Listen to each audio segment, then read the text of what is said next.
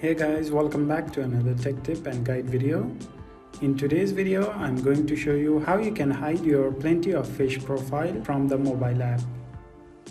If you do this, your profile won't be shown on PoF.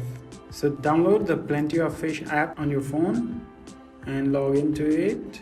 It's already downloaded on my phone and I'm already logged into the app. So after you log into Plenty of Fish, tap on the profile icon on the top left side of the screen. Now tap on Manage Account. And under Settings option, you can see Profile Visibility. You can see a toggle switch next to Hide My Profile option. So you have to toggle that switch. And when it turns green, your profile won't be shown to other people on Plenty of Fish. So this is all that you have to do to hide your profile on Plenty of Fish from the mobile app.